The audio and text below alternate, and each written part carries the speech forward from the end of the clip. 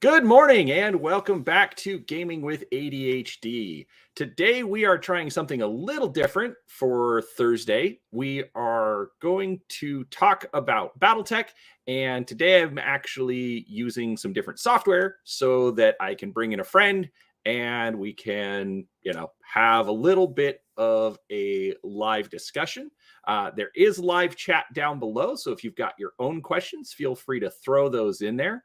But other than that, we will, just have some fun. So I am going to bring him in. This is Skaven in AZ. He's got his own YouTube channel, which I do not have linked down below yet, but we will get that added soon. And here we go. Good morning, sir. How you doing today? I was up at 1 this morning. How about you? Oh, you were well. I was talking to you. Yes, exactly. We are two disasters in a pod. Yeah, something as like that. Sleep is for the weak, as they say, right? Exactly. All right. So, let's see. I'm going to adjust my camera a little bit because I'm clearly not in the middle with the both of us. All right. So, I know people have, seen me and seen my background quite a bit. I've done all of my unboxing videos for the different miniatures. And so why don't you introduce people to yourself so that way they know a little bit about where you're coming from? Sure. So my name's Chris. I am Skaven in AZ.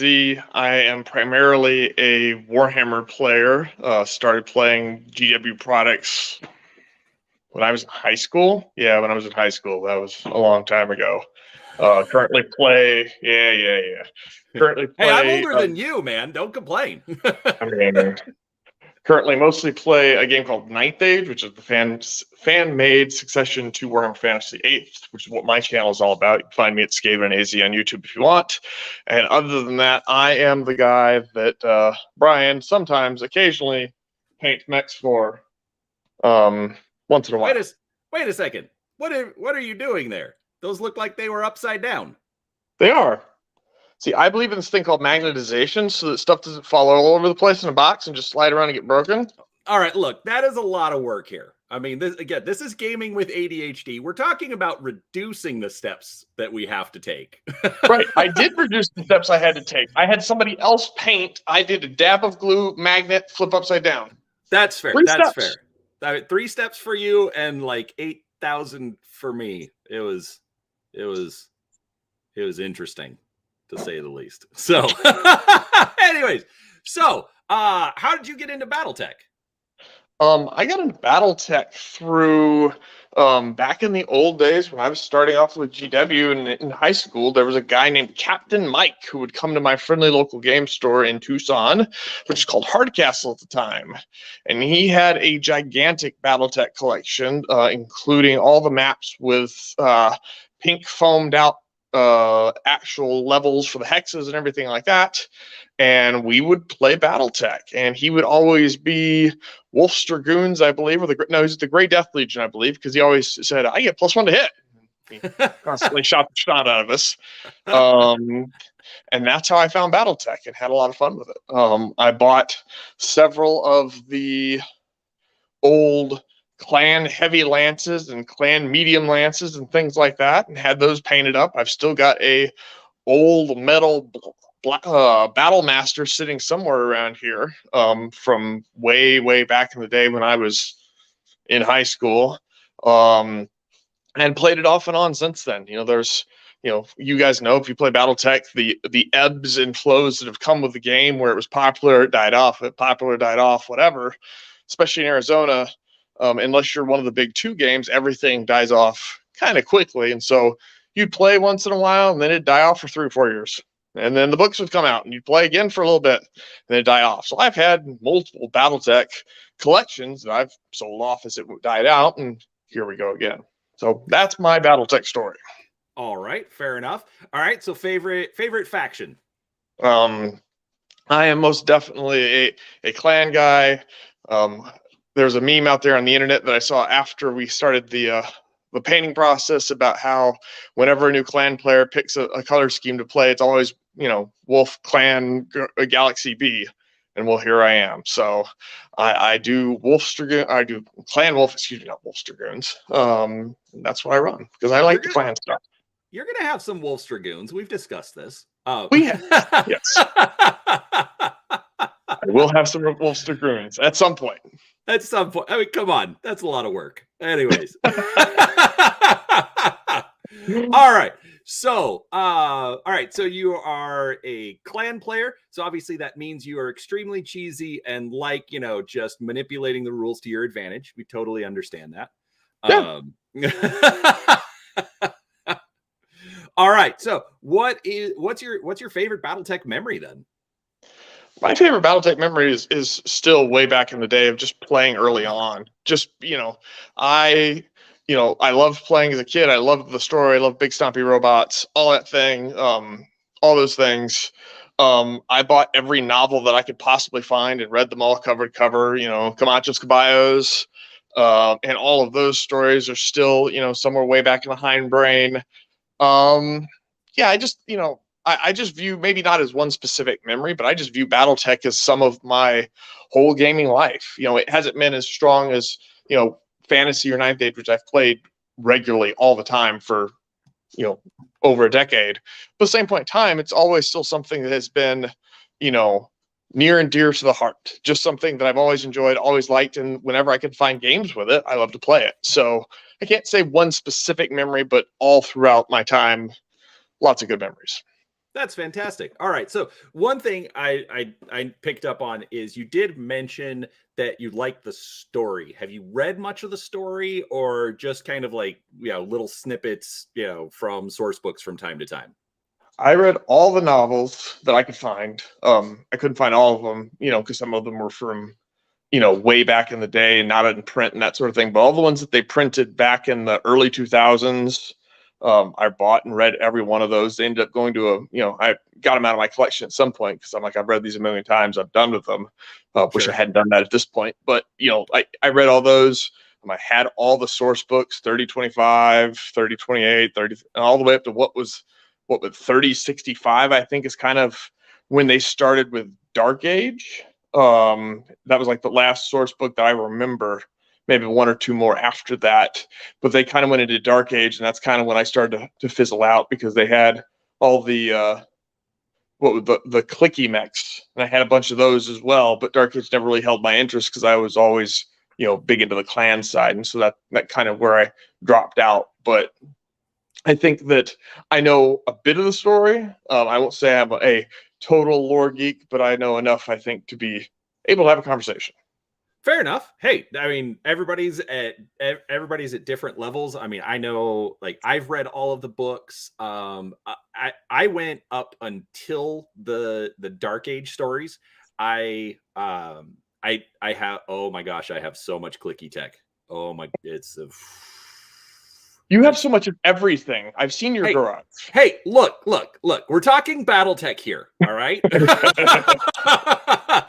We can complain about my other piles at a later date. Today, we're just focusing on Battletech. Anyways, I even read the original Mechwarrior novels as the Click game was coming out.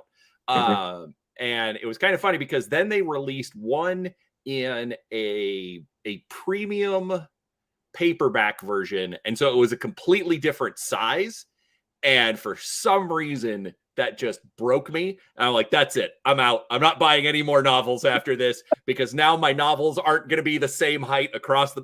Anyways, total disaster on my part. So I do have some backup to get there. But yeah, no, I know the Jihad is and the Dark Age are pretty divisive in the community. Me personally, I understand some of why they did it.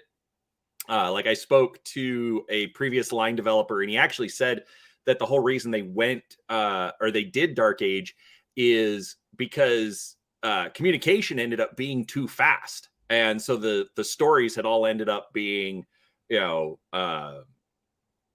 like, oh, this planet got invaded. Oh, just send a message over and the cavalry's going to come in and we're fine. And that's not what they wanted. So I do understand, people kind of sliding in and out.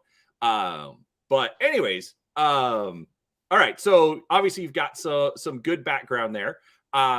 And so when was the last time that you played Battletech? So when I found out there was a Battletech group at my friendly game store, I went down there a couple times and played a couple of pickup games with some of the guys that are down there. That was what? That was after I had ordered all the clan stuff to come in, and while I was waiting for it to come in, or while I was waiting for it to be painted, whatever, I don't know, but I was borrowing mechs and playing those. I quickly found out that having a light mech with tag and narc and having a night gear B with 80 lerms will quickly slow the game down ridiculously when you're hitting on threes and adding to your cluster table and you're firing 80 lerms a turn. So there was a lot of I hit with 16. 5, 5, 5, 1, 5, 5, 5, 1, 5. Yeah, I was like, I shouldn't do that in a casual game like that. kind of, stomped on everyone else. I see how you are. So I mean, I've always been the guy that, well, if I'm going to play, I'm going to try and win. So what can I say? There you go. You are a bit aggressive as it were sometimes. So anyway, so all right, so you got back in with the Kickstarter. I know you did a late pledge, but what have you thought about everything since coming back to Battletech?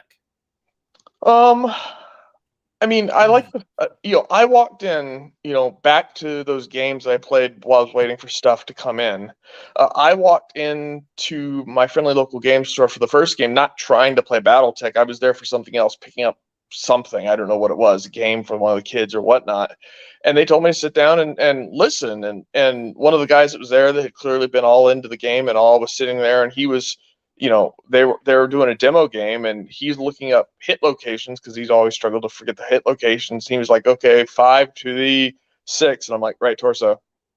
And I'm like, why do I remember that? How do I remember that? And it just came back. And when I got into that game and all, he's like, yeah, he doesn't need help. Just let him go. And here's a couple tweaks you need to know. And that's it. And, it was just right back into it. And so I definitely appreciate the fact that, the things that we've all grown up with and played for the longest time are still mostly there with just some small adjustments. And you don't need to come in and learn a whole new system to play the game, because I definitely think that, that combined with the background being the same is what brings us old timers back into the game. If you have a major change, even if you're keeping the lore the same, making an adjustment, like say they went to D20s or something like that, people might not be as interested because it's different from what we know, even if it's maybe better. I think that a lot of us that have played for a long time think that the system they have currently has been a very good system. It's been a very balanced system. And balanced, balanced, is that the word that we want to use? I won't say balanced, not balanced as far as maybe forces, but balanced as far as how the game runs and works and the mechanics of it. That's the balance I'm talking of. That's fair. And I just wanted to be funny. Oh, you're fine. It's been a good system. And so being able to walk back in and just play what I played years ago has been great. So I have no complaints over, coming back in and getting back to, the game that I've loved for a long time. Yeah, and I absolutely have to agree. The fact that Battletech is, almost 40 years now, 40 years old now, and the fact that they have more or less kept the rules the same. You look at, I mean, you're talking about, quote unquote Warhammer 9th edition.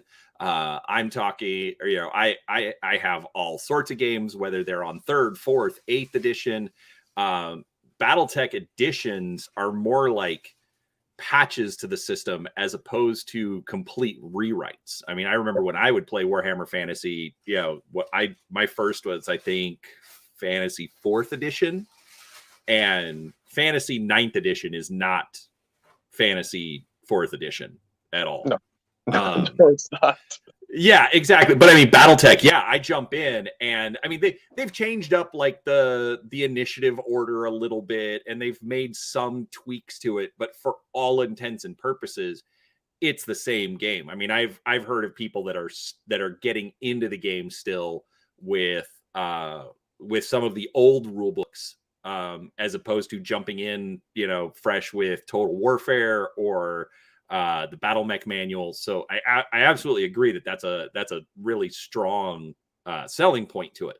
I think it does have some issues as far as the granularity and the fact that every single mech has a record sheet that is super detailed, and which drags down trying to play the bigger games. But honestly, that's part of the fun to me. The fact that I can blow off your arm, or I can target a leg and make you fall over, whatever it is. I think that absolutely is a strong part to the game and to its longevity. So yeah, I mean, if you didn't have the option to do different damage or do relatively no damage with your big powerful mech that you're shooting at, I mean, it would really cheapen or take away from the experience. I think you talked about memories earlier, and so many of the memories that we have in gaming are about specific things that happened that either shouldn't have happened, or really wacky that they happened, or amazing or terrible that they happened, or whatever. And if you didn't have the ability to ERPP somebody's head off in one shot, I just don't think that or a Gauss rifle, Sure, or Gauss. I mean, I don't think that it has as much pull if you're just going, well, everybody has the same record sheet to or the same order of damage or anything like that. The ways to streamline from the individual record sheets would cheapen or lower the experience to what you said. I think I don't see any way that could be done with a way that would keep people interested in the game. I think there's an argument to be made there. I mean, I have seen success where a lot of people really love the like Alpha Strike or even the clicky tech. I mean, like I said, I have so much of that clicky tech, and it was a solid game. But the fact that it dropped that granularity, it made it frustrating. The games were fun, but it wasn't Battletech. It was something else. Right.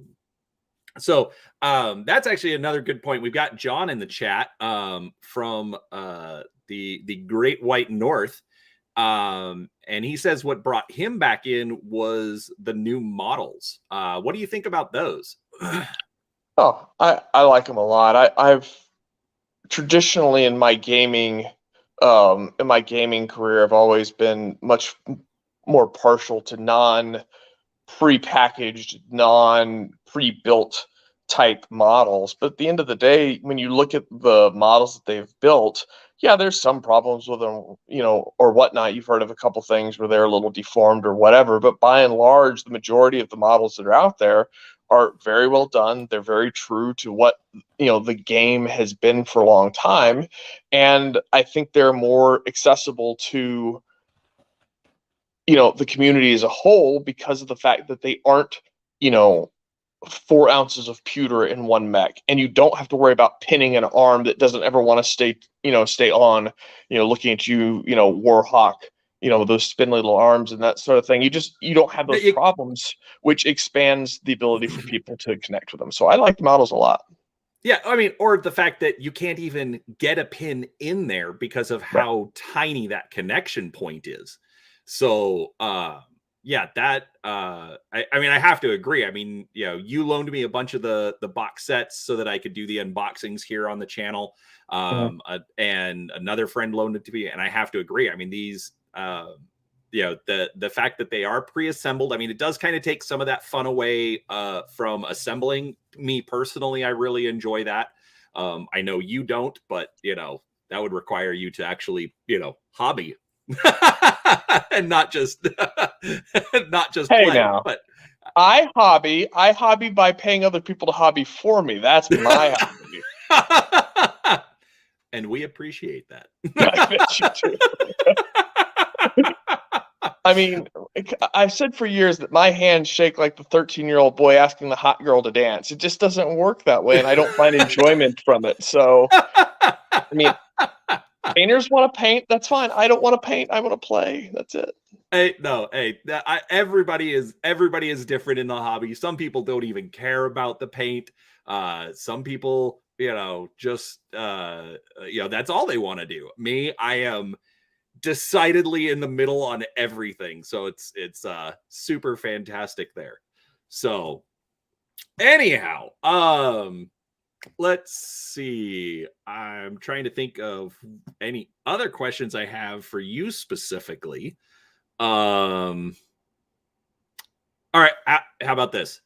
Favorite mech? I mean, from my perspective, I grew up, even before I started playing Battletech at the game store, I had an old 2 or 386 computer and played a lot of those old timey, bad graphic, Legend of the Phoenix Hawk type games back in the day that were just a ton of fun. And I played all the Mechwarrior series 1, 2, 3, 4, MWO. I have 5. I've played all those things, and through all of that, through all of the books and everything, I've always been partial to Clan, as I said before, and so I would have to say that the Warhawk has always been the one that just does it for me, because I mean, it just looks the part. It looks like a mech that just is there to just shred some other mechs, and it does, and so it's got the whole package for me. There you go. I can't argue with the Warhawk. That's a very solid one. With the fact that you are a big fan of Beta Galaxy, I am a little bit surprised that you didn't go just as generic and pick the Mad Cat or Timberwolf, as it were. But regardless, nice solid choice. And let's see. And favorite size of game? I like games. I've always liked bigger games. For going back to Warhammer for a second there, my army, I play Skaven, in Night they just call Vermiswarm, whatever. But my armies have 150, 200 models in them. That's not anywhere feasible for Battletech with a small scale of the game and the the granularity that we've talked about before. But it just feels wrong to run out there with just 1 or 2 mechs. So I like doing unit size games, whether that's at least a star against a company or a binary versus versus 2 companies, whatever it matches up to. I like having the game sizes that match in my head what the game would be in the stories I read, or in the the lore, in the technical readouts and all those. So typically when I have run out there and played, I will usually, we do adjusted battle value, of course, up in the 15K range, and I always try and make that more about a star rather than just what 3 mechs can I put on the table, all with gunnery 2 and pilot skill 3 or whatever. So I try and fit it into to that level rather than points, and so that ends up being 10 to 15K adjusted battle value generally, and that's good enough to keep us all entertained for a good 2 or 3 hours depending on the pace of the game, and I think that works well. That being said, the days that I have a Saturday free and can go down and we can do 2 companies on 3 stars or something like that and spend 8 hours with 4 guys playing and rolling dice and all that, I love those types of games as well. But for regular play, probably looking at about a star, as far as what I like to do. The last game I played was a star against like 8 mechs and like 10 combat vehicles and all that. It was a lot of fun, just having that multitude of targets and variety of types of units on the field. So that's probably where I like to stay. Very good. All right. Dang it. I had a question and I talked it too long. went away. No, you did great. I like the answer.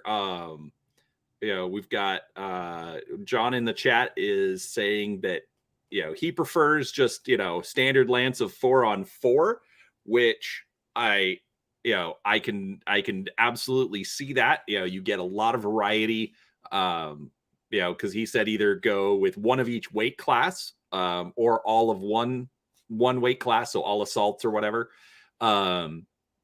But obviously when you're going to mix, clan versus inner sphere, kind of have to come up with some modifications there. But I do agree with you though about as far as trying to balance it based on what you would see in the story. To me, I've actually come to a realization lately that I'm not so worried about like the head-to-head matchup. I have 1,000 points, you have 1,000 points, or 15, or whatever the game scale is. And worrying more about what's the story the game is going to tell. Right. If it's, I only have 2 mechs and you've got, a binary, but my job is get the mechs off the board. That's fine. It probably won't happen at that level, but but to me, that's what I would prefer. As far as that goes, just something a little more story driven. So. Sure. And while I don't usually play games that are story narrative, I know the group that I have played with in the past at the friendly local game store, they put out a scenario every week that they go and play. So it's definitely an option. I just haven't had the opportunity to go down and play one of those. Probably will sometime soon if, life ever stops being hectic, but that's beside the point. But even being able to build that story narrative in just a standard, you have X battle value to play with whatever you're going to do, because you can see, those types of stories still within the force when you come on the board, right? That you're playing against a clan player. Great. Well, then we can come up with an idea that it's a trial of refusal, or it's, whatever the answer is, or it's an intersteer mixed company that's out there that's trying to stop us from going and blowing up X thing that's over across the horizon, or just, a standard mixed battle across one of the large battles that happened during the invasion. You can have those type of stories and those types of, story lines that happen throughout the games, even without that type of specific narrative driven, game that you're talking about. But that I think is still, I think there's still value in both of those. It's just depending on what you like to play. Absolutely. So, all right. So last question, then we'll get into looking at some of the upcoming releases. If you could change one thing about Battletech, what would it be?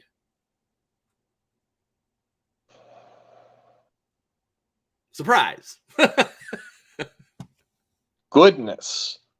Just one. We're not redoing the game. I would change the fact that there was this whole period of time where the game kind of died off and didn't have anything coming out or new releases or what that for 20 years or so. I'd erase that period and have them continually coming out with new things throughout that period of time, so I could have been playing for much longer than I have played.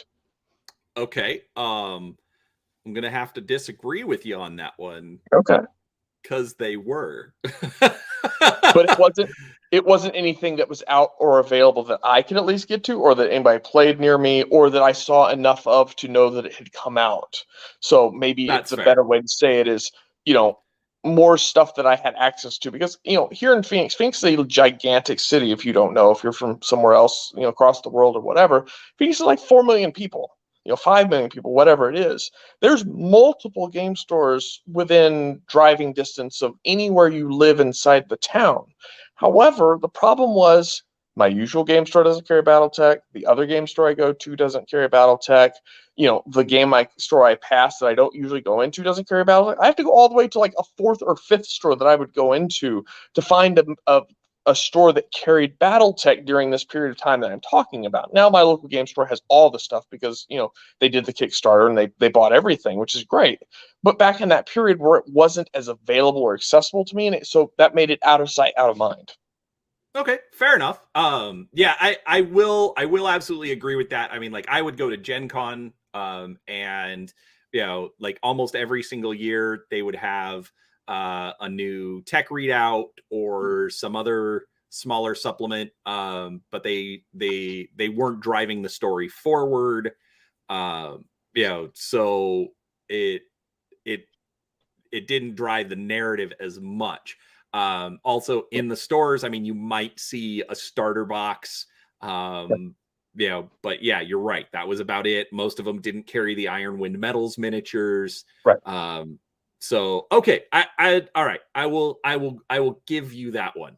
But I gotta say, I do like the direction that they have been going since the Kickstarter. The clan invasion starter, just the beginner box and Game of Armored Combat. Those have been fantastic entry points into the game.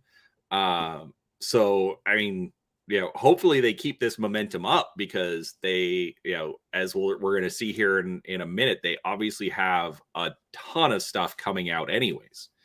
So go ahead. I was going to say, I think that the pace of what they've come up with recently has definitely kind of scratched that itch and gotten me into, the game in a way that I might not have gotten to if it had been just one big splash, released it and then done. Going back to how I got back into it, you told me about the Kickstarter, but you didn't even tell me about the first Kickstarter. You told me about the Clan Kickstarter.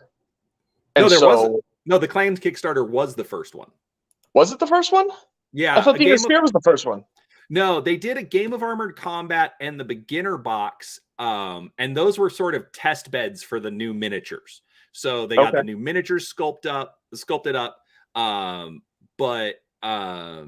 But yeah, those were just released directly to retail on their own, and then they came back and said, okay, let's do the Clan Invasion Kickstarter.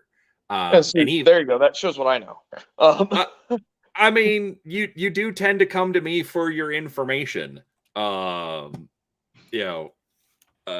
At least for Battletech. We'll stay at Battletech that I do. But yeah, okay, that's fine. That's fair. But he told me about the Kickstarter. I went and bought, four of the boxes and a bunch of the salvage boxes and all the other things that were out there at the time. And they really pushed a lot out there at once, which let me really scratch the itch that I have a feel, and it allowed me to, unlike the days when I'm a teenager or in my early 20s and struggling to put money together, now I can just go, yeah, cool, here's $300, I'll buy everything that's out there, and do that, and really feel like, okay, now I can go play, because I have what I want, and I'm not trying to scrounge around trying to find something that I'd like that they don't make. So I definitely really like the fact that they did come out as supportive in that Kickstarter then, since I had it wrong how it happened, but the fact that I could come out and buy pretty much what I wanted to start with was great. Right. So let's do this, because we're still experimenting with StreamYard. So all right, so this is the announcement from about a week ago. Obviously they've got some restocks coming in. I don't want to talk about stuff that's already out. I have all of that. So anyways, all right, let's get into some of these new releases. All right, so later this month, actually, I mean, I guess that should be here soon. I mean, it's the end of the month. It is. Because yeah, it says late April for redemption rights. So this is going to be the third Ill-Clan novel. Have you read any of the Ill-Clan novels yet? I have not. Okay. I have read Hour of the Wolf. It was pretty good. I do need to do a full review for my channel. But I liked it.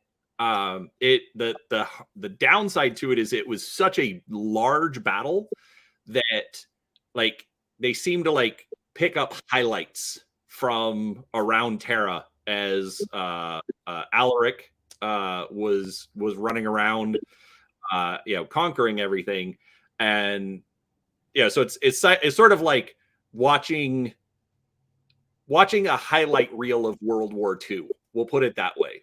So a lot of stuff happened. They're just not focusing in on the details. So that one was pretty good. And I haven't read the second one, but so we've got Redemption Rights here, which is picking up off the Ill Clan era, and the basically the aftermath of the Wolf's Dragoons. So Hour of the Wolf is still relatively new, so I'm not going to entirely spoil that unless it's here. It says Alaric Ward did what no other enemy had ever done. He broke Wolf's Dragoons. The decimated survivors were allowed to limp off of Terra to rendezvous with their remnant who had never set foot on the birth world. All right. So, let's see. How interested are you in the Ill Clan era? How much do you know about it? Not much. Most of my attention has always been between 3150 and 3165. No, 3050. 3050 and 3065. Thank you. I knew I was wrong there, but I didn't remember which digit was wrong. So I knew I was wrong, but not which one was wrong. That's fine. The whole clan invasion era was much more what I'd done, again, getting away from Dark Era and all that sort of stuff, and the, Word of Blake, and that's kind of where, I lost everything. So I have not picked up the new story, but then again, I'm not opposed to it. I just simply haven't done it yet. Because, part of the thing I just said a few minutes ago was that I wanted them to continue putting things out, pushing the story, and this is pushing the story. So I guess I can't really complain. Yeah, exactly. And I mean, I think it needed to happen. They got kind of screwed by Click-Tech, because so my understanding is that the storyline was the storyline. Like, a lot of people complain about it. They didn't like the Dark Age, but my understanding is that was always the direction it was going to go.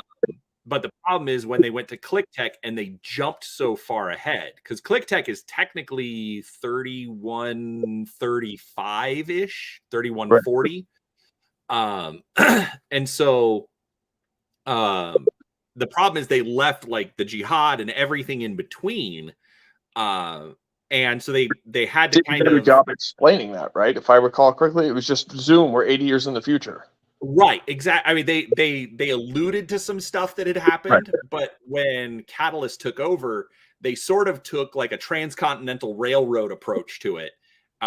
They started advancing some stuff from this side and some stuff from this side, and then trying to bring it together in the middle. But then even then, like you said, they weren't pushing that story forward. It was still just trying to like consolidate what they had. I mean, sort of like 40K. Let's not advance the story. Let's just keep messing with everything we have. So, I mean, they could have done worse. They could have, just advanced the storyline by killing everybody and then throwing everybody far into the future. Killing the game in the oh wait, never mind. We won't talk. Yeah, exactly. So anyway, so this one I am kind of interested in, because one of the things, because since Wolf Dragoons are a splinter faction technically from Clan Wolf, it basically Hour of the Wolf does deal with that split, and the fact that the Wolf Dragoons essentially betrayed the clans during the invasion. So I'm really curious about this book, just because, all right, so it's gonna deal with the consequences of that. All right, so then we've got Land of Dreams, Founding of the Clans Trilogy, Volume 3. This is obviously the final book in the novel, where it deals with the what's his face, the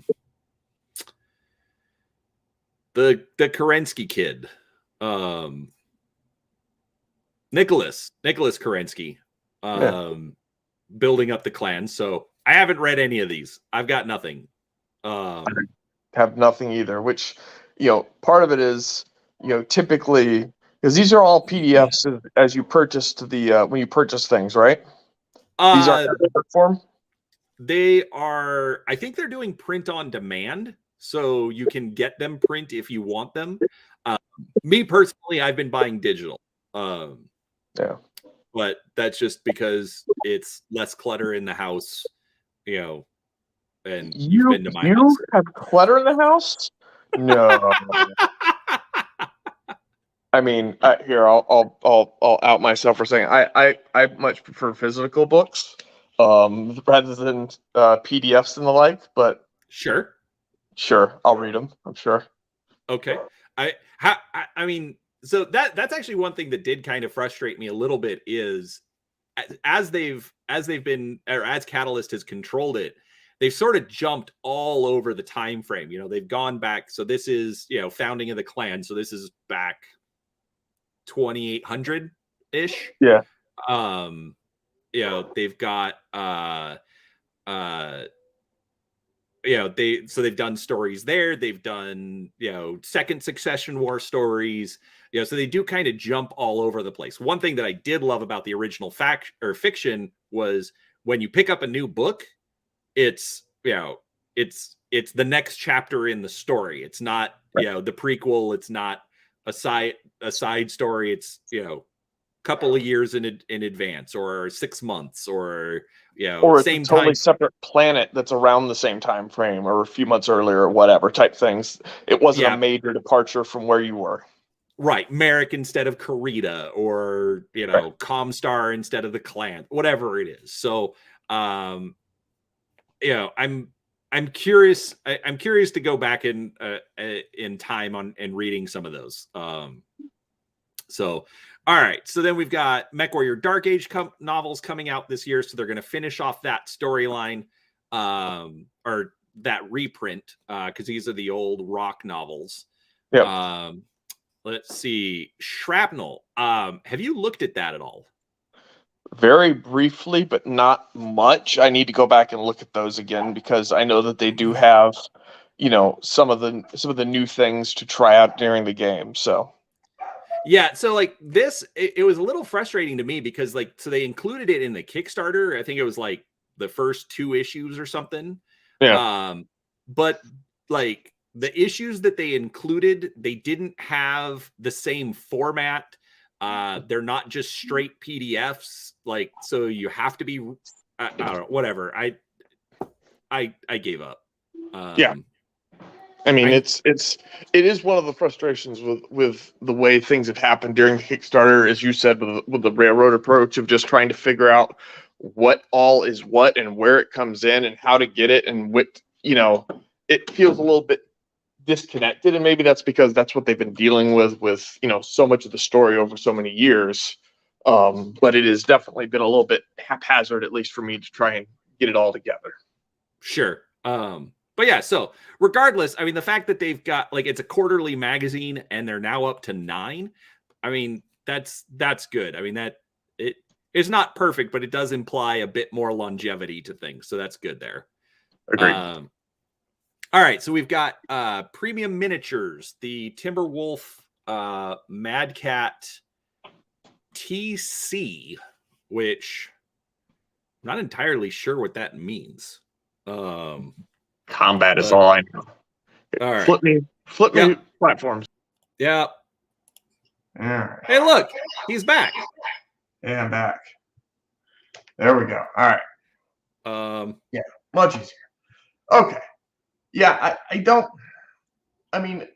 I understand wanting to do a close combat version of the Timberwolf, but at least for me, if you're going to start doing variation miniatures, and we talked about this before, I would much rather see a version of mechs that are so far departed from the existing model that they don't really resemble what the base model is. And while this is different from a Mad Cat approach, it's still got 2 missile launchers and it's still got 4 lasers in the arms. I mean, it's not that different. Whereas some of the mechs that are out there, I referenced the Night Gear B earlier. Let's go from an AC-20 and a bunch of pulse lasers to 4 Lorm 20 packs in the chassis. it's just such a very different look that I think that would be where I would prefer they start doing some premium or different miniatures, but say let me. Fair enough. Yeah, so my personal theory. Hold on. You talk loud, about, but I need to put in earbuds apparently since they're plugged in. All right, try that again. Okay. So yeah, one of my things with with the variants that they're putting out, I do like that they are putting out some variant models, so that it's not just 20 of the same Mad Cat on the table. But my personal theory on Omnimex was that originally that was their attempt to put out model kits. So like you buy a frame or metal kit or whatever it is, but it comes with different weapon options so that if you need, or if you want to put missiles on it, you can put missiles on it. If you want, PPCs instead of autocannons, you can do that. But then still run the same chassis, and then they don't have to make 800 different, mechs, or individual mechs. And my personal theory is that they just didn't do it for whatever reason. But regardless, I think at least from the art, I think it's still a good variant. It does tell you what the mech is, even if it looks a little different from just your bog standard, Mad Cat. Sure. Personally, I actually kind of like this one. It's got the SRM packs on the shoulders instead of the LRMs. But that's just me. Yeah, so, I mean, it's not terrible. It's just, I don't know. I guess maybe I'm a little bit more old school and just constantly have this is what a Mad Cat should look like stuck in my head. That's fair. I have that as well, but regardless, I think it is fun that they're getting a little bit of variation out there. Sure. All right, so then they've got the Battletech Tactical Companion app, finally going to be released. I have tried it, but it was like the early release of the app. It was a little rough, so I should probably download it and try it again, at some point, because hopefully they've made it a little bit easier to use. Because this is them trying to duplicate a lot of what the other companies out there have done with being able to play electronically while you're playing the game. So instead of having to use paper and pencil, where you've got the actual sheets that you can use and calculated all that stuff out. That correct? Exactly. Instead of having to, run photocopies or laminate or sheet protectors or whatever it is, you've got it all in an app and just a couple of clicks. Oh, if you make a mistake, easier to remove, kind of a thing. I personally, I'm in favor of that. I like the fact that Games Workshop, after all of this time, still, at least in my opinion, does not have a viable app for army creation, or if they put it out, they're going to grossly overcharge you for it. $2 a month for a SUR, I believe, is what the price is nowadays. Because they have one for Age of Sigmar, at least, so they did several years ago. I don't know if it's still out there or not, but yeah. But I mean, regardless, it's like, and the fact that you have to pay for it. Like I look at I think it was War Machine.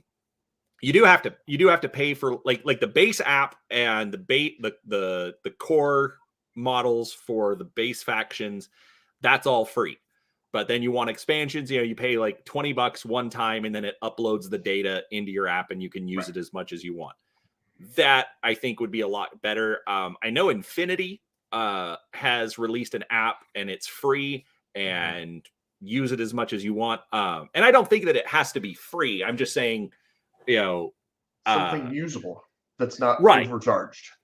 Right, exactly. Something usable, something that's reasonably priced. I mean, I would even be like if they wanted to charge, say, $5 for the app, and then say $5 per tech readout to add the new record sheets into your app. I would even be okay with that. And I'm just making up numbers.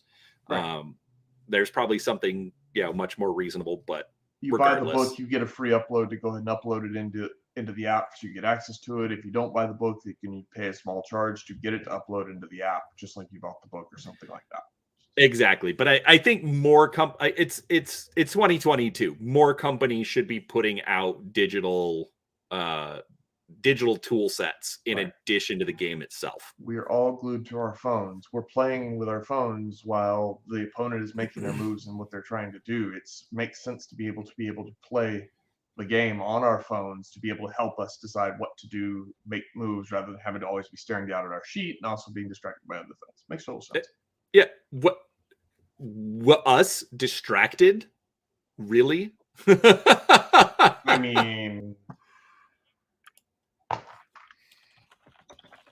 let's see. All right. So we've then got the Empire Alone era source book. So this again is building off of Ilclan and the fact that Alaric Ward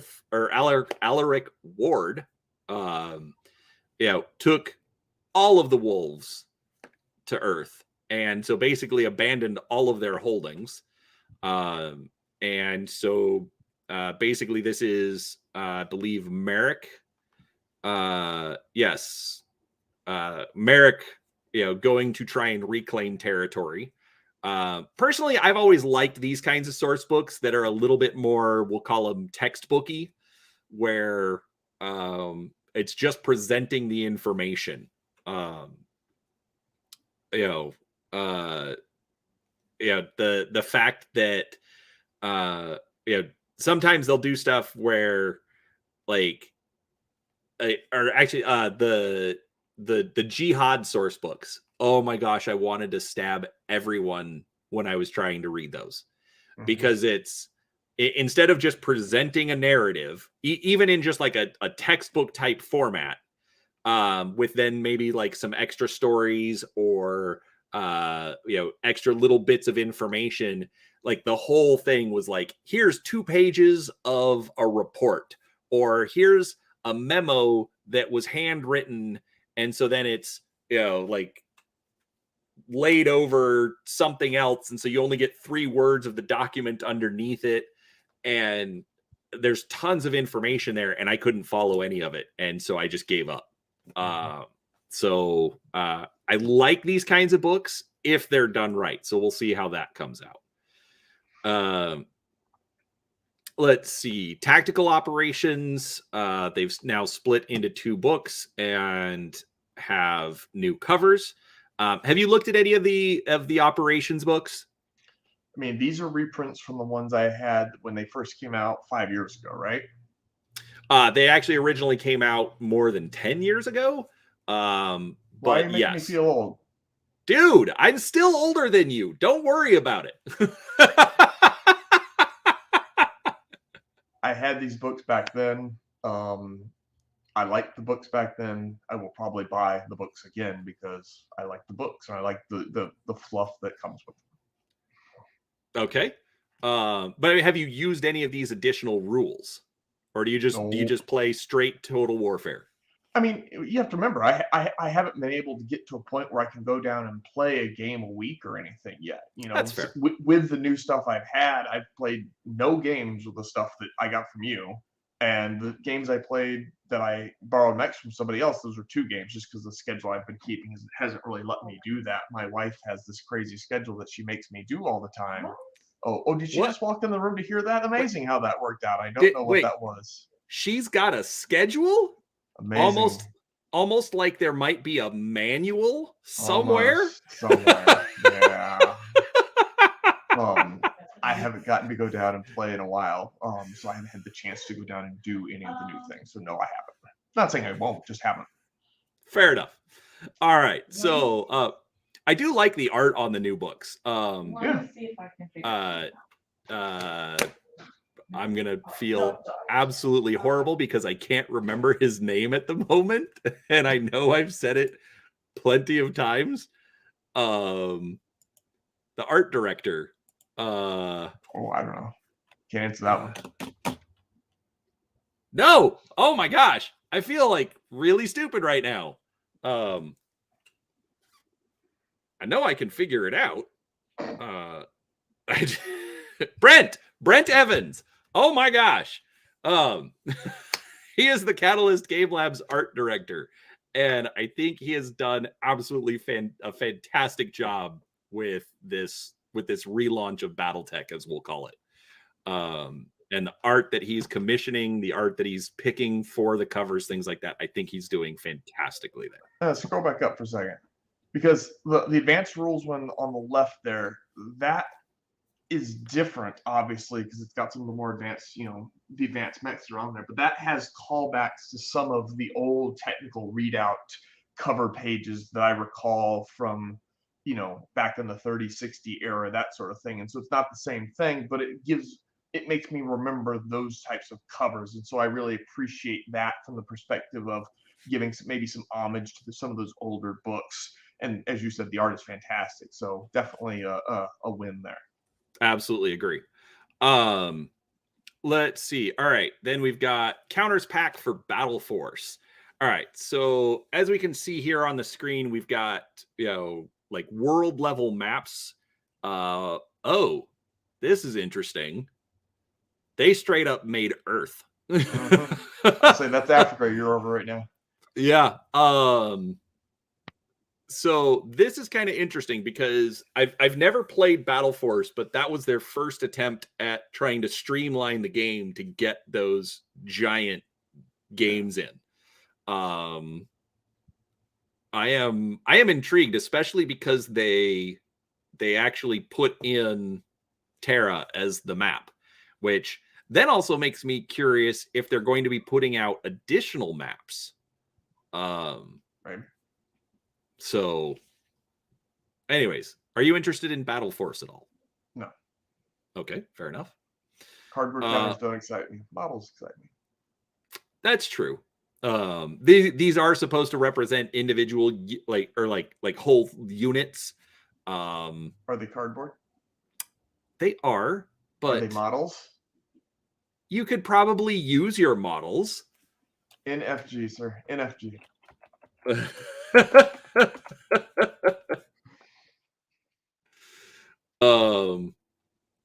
Let's see. All right, so we've got another novel coming out this summer. Looks to be about Jade Falcon. Thoughts on the Falcons? I like Clan Wolf. What do you think I think about the I mean, I figured you'd just want to share with the class. I mean, I have definitely enjoyed the Falcon novels I've read. Again, I read everything I could find back in the days of the old novels, so I'm sure I will read them and enjoy them. That's fair. That's fair. All right, then we've got technical readout Dark Age. Okay, so this you may not have been aware of. In the old days, the tech readouts would all be designated by a particular year. Yeah. But in some of the later ones, so 3075, 3145, trying to think what else did it. I think like 3060, 3067 did it, where they would end up mixing eras. So they're like, oh, look at this really old mech in here. And it wasn't relevant to the era that it was printed in. So they've started redoing all of the tech readouts and compiling them so that, here's a Succession Wars tech readout. And so it's just the art from, or just the mechs from that that you would find in that particular era. Or tech readout Clan Invasion. So all of the early clan mechs. Dark Age is just going to be the Dark Age mechs. So this one says 3075, 3085, and supplementals, and then tech readout 3145, irregulars, prototypes. So they're taking stuff from everything, but then making it more consistent, which I think is a good move. I like all the tech readouts. I have them all. but being able to have a consistent time frame, I think, is a much better approach to these books. Agree. Rather than having to try and guess which mech is in. Oh my gosh, seriously, trying to figure that out. Like, especially then when you combine it with the I need a record sheet for this one. Which book is it in? Anyways. So, all right. So we've got another novel, The Damocles Sanction. Again, this is another Ill Clan book. First Prince Julian Davian. Doesn't tell us a lot more about that, except it's Davian versus Karita. A classic. Yeah. All right. An Alpha Strike box set. Does this interest you at all? Does Alpha Strike interest you at all? No. Okay. No. Even though this comes with new miniatures. I mean, there are limits to my willingness to buy a $40 box set to get 2 mechs out of it and then throw the rest of the box set away. It has 13 high quality, fully assembled, unpainted miniatures, including. How many of them do I not already have? I don't know. Well, probably 7 all new variants and new poses. So maybe, depending on what the variants are and what you can get. So maybe. Right. You've got it 2 would be new all ones for the miniatures, not for anything beyond that. The Wraith and the Pouncer. Let's see here. Wraith's a 40-tonner, right? I don't know. Let's see what a Pouncer is. So it's this guy. It is a clan. See, it's a clan mech. Now you need it. You still got 20 to paint of what I already gave you. Hey, we're not talking about that. Anyways. Let's see. What's the Wraith? All right. So we're getting the Pouncer and the Wraith. This is 3055. It looks like a cockroach. It does indeed. Yeah, very bug-like. I'm not so sure about that one. Yeah, is that Inner Sphere? I would assume it has to be, right? Yes, it is an Inner Sphere battle mech. Yeah. Okay. So now I wish they would have said what else they're coming out with in this box, but at least they are putting a couple of new ones in. Yeah, I mean, my view on things is always, as long as there's clan stuff in it, I'll at least look at it. So yeah, I'll look at it. That's fair. So anyway, so you get new mechs, you get rules for Alpha Strike, punch boards of trees and game counters. So this is going to turn it more, or Alpha Strike does turn it more into like a 40K style game. No thanks. That's fair. All right, another issue of Shrapnel. All right. The Eridani Lighthorse Hunter Lance. So these are going to be all Inner Sphere mechs. But it does come with the, let's see if we can get a bigger picture. I mean, the Sagittarius was the one on the cover of one of the TROs back in the day, 3067, I think. Right. So that's where I know that from. The Cyclops has always been just, a C3 computer and a couple guns. Right. Looks like it's got a jumping thunderbolt. I'm not so sure about that exhaust plume. Yeah. That's not very exciting. Looks like it's, shitting marshmallows or something. You're not wrong. But then we've got our Sagittarius, and then what was the other one? Banshee and the Banshee. So this is going to be our Banshee down here. That is a lot of weight to throw on the table. But they look fun. So they do. They don't look bad. I mean, other than the Marshmallow Boy. But I mean, other than that, I'm not going to complain about the way the mechs look. They all look great. Even the Stay Puffed Marshmallow Thunderbolt. it doesn't like, I like it. I like that they went with the jumping, but it just like the legs almost look lost, at least in this 3D render. Right. So That's exactly right. I mean, guys, they make flight bases. Use a flight base, stick a pole up its ass, and pin it there so it's flying. Don't do marshmallows. There you go. All right. Let's see. All right. We've got Hanson's Rough Riders. So this is going to have... I've never even heard of them. I know I've heard of them. The skull icon, I definitely remember it. I don't recall any novels with them. Yeah. Oh, real quick, the Eridani Lighthorse, that's going to be exclusive to Barnes and Noble. Okay. A lot of people have complained about it being exclusive, especially people overseas. But my understanding is that these exclusives, basically the wherever they're exclusive to, they're paying for that print run. So Catalyst kind of has some of their hands tied on it. I mean, they're saying, yes, give us lots of money and we will give you something unique to you. Yeah. I mean, we all liked the Wolf's Dragoons Lance pack. I think that, for those of you that don't have a Barnes and Noble anywhere close to you, that's unfortunate. You'll have to go to the secondary market or whatever. But at the end of the day, I have no problems with them trying to maximize reach, because these are the things that when you look at it, and especially specifically with how Barnes and Noble market stuff inside their stores and all that, with the tables in the middle of the random stuff and all that sort of thing, this is how people get into their core thing of books. They find miniatures on the table, they're interested in the lore and what it is, and they go look for a book, and then they maybe buy both of that, and that helps them with their sales. It helps get more people into the game by putting it in places that a lot of people would never go. And so while I understand a lot of people don't like it, the opportunity to bring more people in to a game that they want to expand reach into, you can't blame the business for doing that. And unlike a Games Workshop game where you need 100 models at $50 a box per 8, this is a game where you could buy 1 or 2 boxes and play the game. So I think it's perfectly reasonable for them to do this.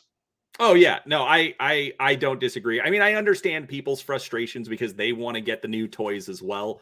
Sure. One of the other things that I've looked at is even then, you're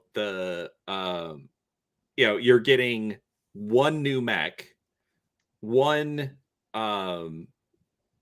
typically like 1 or 2 variants. So like they'll change up a couple of weapons or something. And then they'll like repose 1 or 2 of them. So like technically you're only missing out on 1 new figure anyways, right, which I'm kind of okay with. And also my understanding, because I do have some inside sources, is that long term they do want to release these more broadly, but at least during the initial release, they're keeping it exclusive. So they'll get out there eventually, but for now you have to at least respect the people that are like, here, we're going to front you a bunch of cash in order to make this thing happen.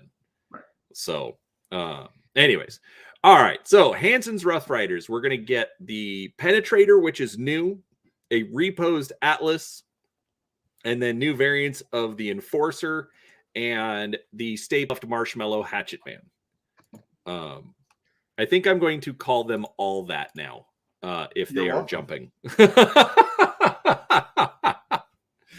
All right, so we've got our Atlas down here, who looks more or less the same.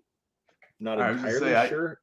I don't see much difference, but I haven't had that much exposure to the Atlas since I'm focused more on clan stuff, and you still have all my Dragoon stuff. I don't know what you're talking about. I know you do. I don't. Nope, I was just borrowing that one from my other friend. So I don't even have the other Atlas here to compare with how it looks. If only you had Google in front of you where you could Google another image really fast, side by side. You turd. I mean, come on, man. This is your channel. I shouldn't have to be doing this for you, right? Look, you act like we're supposed to be professional here. How dare you? All right, so here's the original, or here's the Ill Clan art. Let's see. Catalyst. Australian customers have an Australian store now. That's nice. Force packs, Inner Sphere. The Atlas Direct fire. is in the Direct Fire Lance. So, I mean, it's got the left fist forward instead of both fists forward. So it's got two fists forward. Head looks a little different. no, it's turned to the left instead of to the right. Yeah. See here? Yep. So, You're right. oh, and the left leg is forward instead of the right leg. Yeah. See, that one's back Yep. versus that one. So, I mean, the waist looks a little different. If you look at what looks like the belt options, there's some small differences, but they're minimal. Nope. no, No? Okay. All right. Yeah, so it's posed differently. yeah, which is fine. This is why Yeah. you shouldn't run Inner Sphere stuff, guys. Come on. All right. Regardless, I mean, solid set. I do like the fact that it's Alliance distributors exclusive. And while some of you may not understand what that means that all your friendly local game stores that buy from Alliance, because it's the biggest group that resells products, they are going to be able to get new stuff in the stores for you to go to support your friendly local game store. So go support your Yes. friendly local game store. Absolutely. 110% agree on that. And the fun thing there, so that's from Alliance. But if we scroll down to our Northwind Highlanders, you'll notice that one's going to be exclusives through ACD. Okay. As in, if you don't do Alliance, you do ACD. So you're going Right. to get one of the two, and most do both. Exactly. So, getting the fact that there's two sets that are going to be exclusive to the friendly local game store market, that's fantastic. That's great. Again, still, it's one new mech, so you're not dealing with a ton of stuff that you can't get, through your online store or whatever it is. But regardless, that's good. Anyway, so this one's going to come with the Gunslinger as the new one. Interesting. It says reposed and jumping Highlander. So we have a Stay Puffed Marshmallow Highlander. But it's not Stay Puft in the renders, so that's right. But the render's not showing the Stay Puffed. And then variants of the Grasshopper and the Warhammer. Okay, Warhammer. There are not enough of these, like in the market. I think they might be coming in the salvage boxes, but come on, it's a Warhammer that is like almost or probably either more iconic or probably as iconic as a Mad Cat. Right. And there's at least like 3 or 4 different Mad Cat variants that are easily obtainable. They need to do more. Superior.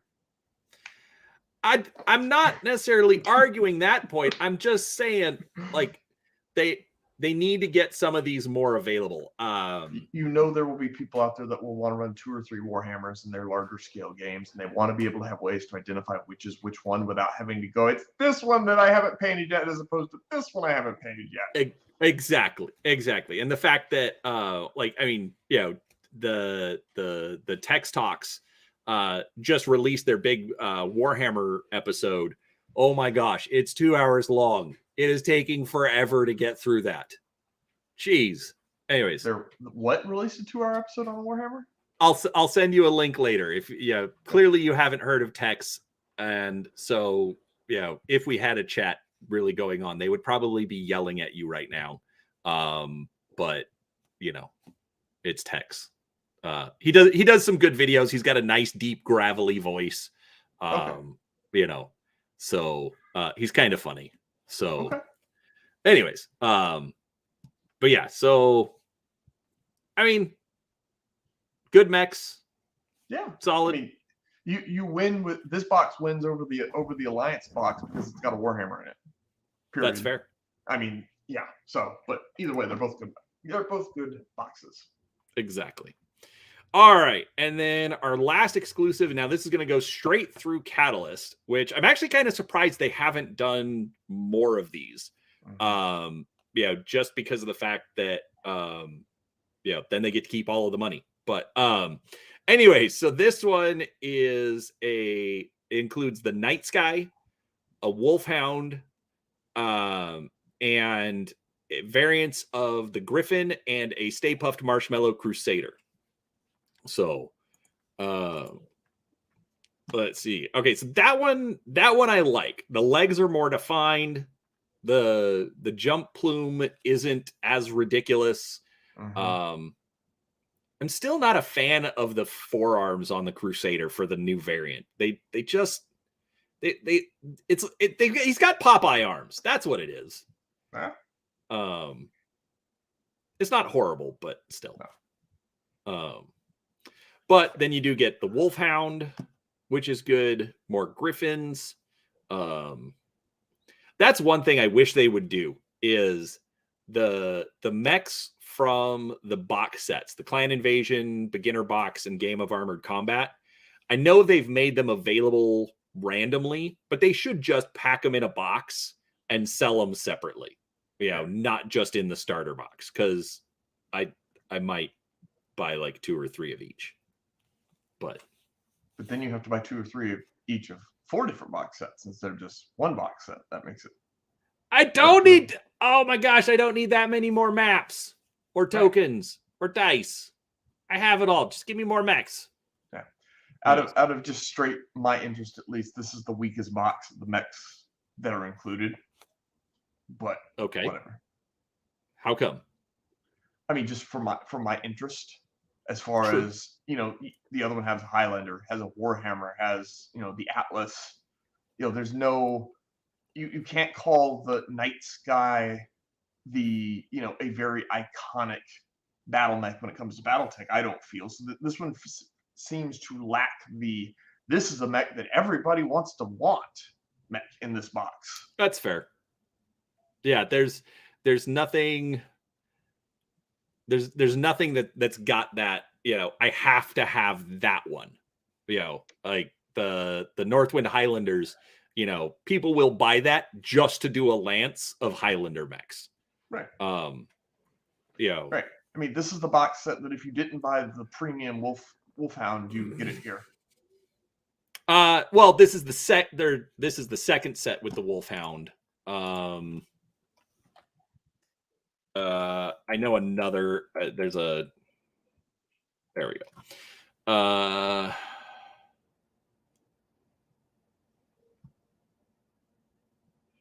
The Inner Sphere Striker Lance.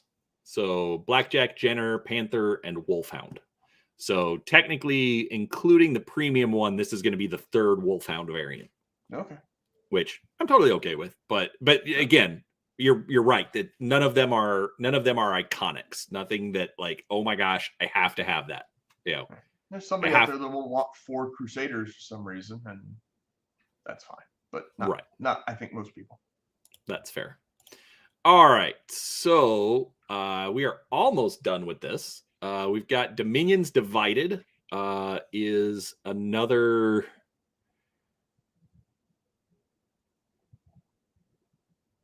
Well, it's another era source book.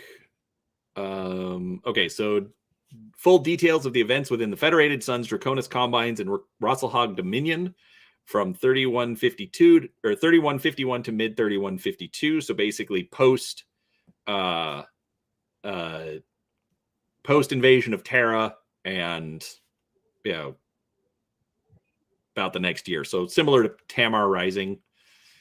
All right, Battletech Universe. So this looks like just like a straight up generic Battletech source book for the storyline. Highlights major moments across the history of the Inner Sphere through fiction excerpts from some of the most beloved Battletech novels of years past and today. An easy to follow guide in each segment offers suggestions for further reading. How to get further into the lore of the game. That's Which cool book.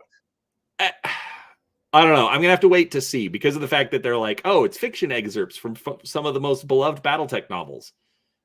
okay, I've already read those. So I haven't. Other people haven't. That were maybe trying to. Again, the people that are trying to expand, that are trying to get into this. This is one of those books that Barnes and Noble puts next to that exclusive force pack and says, if you like big stompy robots, here's a book all about big stompy robots. Yeah, and you can figure out which faction you like. Yeah, it's probably not going to be for me. I mean, I'll have to see when it comes out. I mean, this may actually be just like the little 16-page booklet that they include in all the box sets. So it's like, oh, we're going to revise this and move this one in going forward. But we'll see. I mean, obviously that's fourth quarter of this year, so going to be a while. They are then bringing the Force manuals back, starting with Force Manual Davian. So, what were the name of those books? But basically just the different faction books that they've released from the beginning up till today. So they're bringing that series back.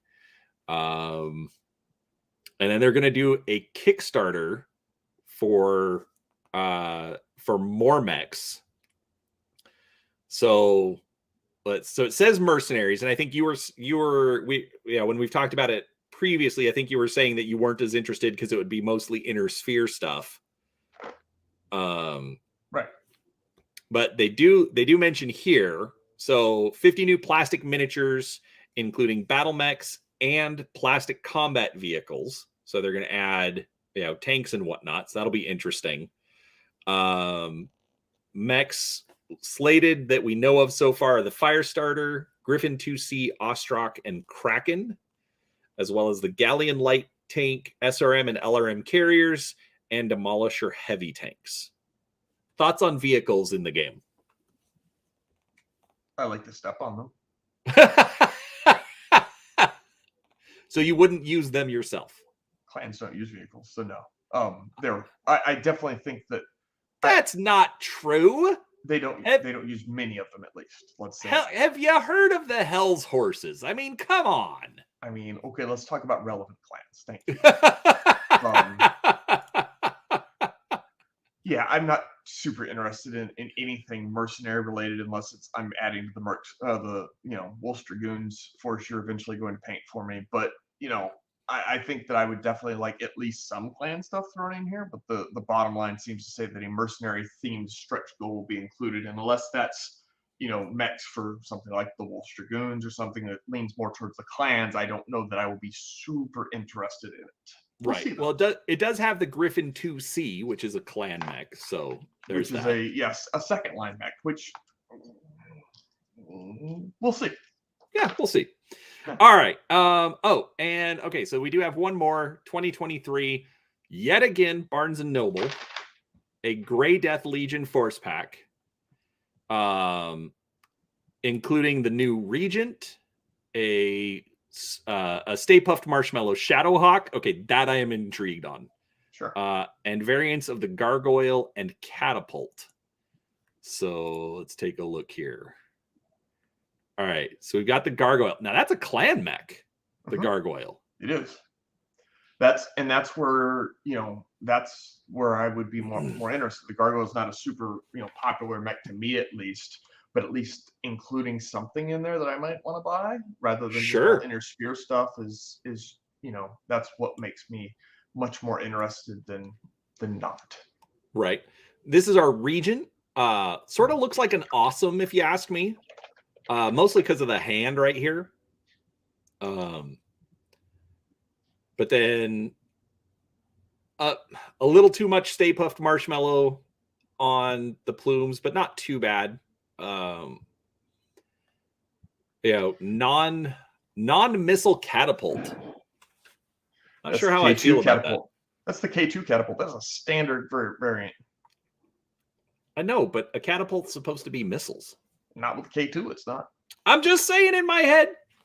But this is my point about mechs I'd like to see released. Things are vastly different than what you expect. The K2 catapult is a very good inclusion for that specific type of mech that I'm talking about. That's perfect, because you don't want to run a K2 catapult with a standard catapult. You're better off running something like a Warhammer as a stand-in. This is something people will buy just for that mech. That's fair. That's fair. So, which, by the way, the Regent is a Ilkhanate mech. Persona, the Regent is the flagship design of the ilk, and its Project Rain are benefiting from master strokes of legal and commercial savvy. So three it's ER new. large, an LBX 20, 2 medium pulse, and a micro pulse, and an SRM4 streak. Huh. Here's our art. Yeah. It looks like the Hotman. I'm not a fan of the head. The head's kind of gross. I mean, the head is kind of like a toaster. Yes. Yeah. I mean, other than the head, though, I mean, it's a gigantic hunchback. It's an up armored hunchback with that. It's a it's a 90-ton hunchback. You're right. I mean, but it's got guns everywhere, so it looks cool. But That's yes, fair. it definitely has. I mean, let's be real, folks. That at some point they run out of different ways to make mechs look that they're not going to start to resemble each other in some form or fashion. If you put it in the right breast, it's going to look like a Kodiak. If you put it in the shoulder, it's going to look like a hunchback. If you're going to put it in an arm, it's going to look like a crab or whatever. I mean, you're running out of places to make things look unique. So I understand that, and it's just my own cynical sarcasm that causes me to say these things. So You cynical, sarcastic? yeah, a little bit. That's weird. Yeah. Anyways, all right. So that is what they are. They have announced. They did also put down here as also in development. They're going to keep expanding the Brush Wars series. They're adding the Mech Commander's Handbook, which I'm not sure what that is, and Ilkhan's Eyes Only, and other Battletech tabletop game experiences such as Battletech Command, Resurgent Empires, a Succession Wars game, and more. Did you ever play Succession Wars? Nope. Me neither. I've heard it was good. I'm very curious. Yeah. I mean, my takeaway from this whole, new release fit, as I told you when we first saw this, is there's not a whole lot of clan stuff in here, which is where I'm kind of, not as interested as others will probably be. But there's definitely a lot of good stuff coming just from the hobby as a whole. So I have call it a first world problem complaint. Yeah, exactly. So, well, and even if there's not necessarily a lot of clan models, I think they are still doing a lot of things where it doesn't matter which faction you want to play.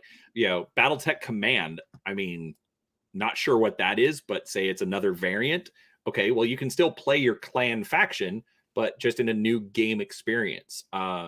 If Resurgent Empires, my understanding is Succession Wars was extremely popular back in the day. Again, I never played it, but I mean, to take that sort of galactic scale game, and I would not be surprised if either as a variant or just a different option, have a Succession Wars variant of the game and then an Ilklan variant of the game, so Sure. or even a clan invasion era of the game, so like have everybody kind of playing against each other, but then also having to deal with other players that are the clans coming in invading. I don't know, they could do a lot with that.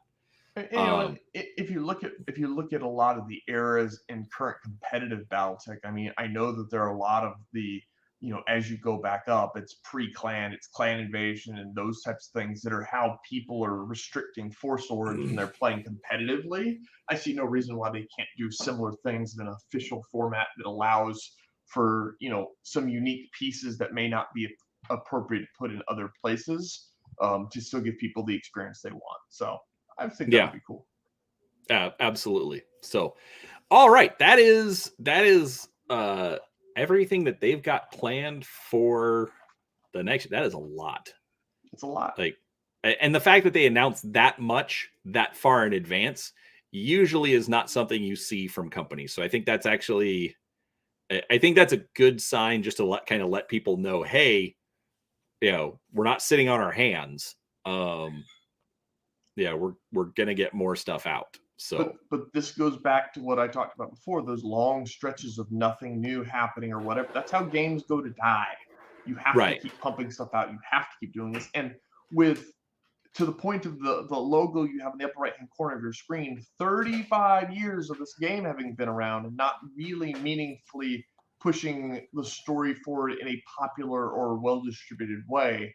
This is their chance to fix those things that they didn't do in the past and really keep people interested for a long time. I'm excited to see them do it. Cool.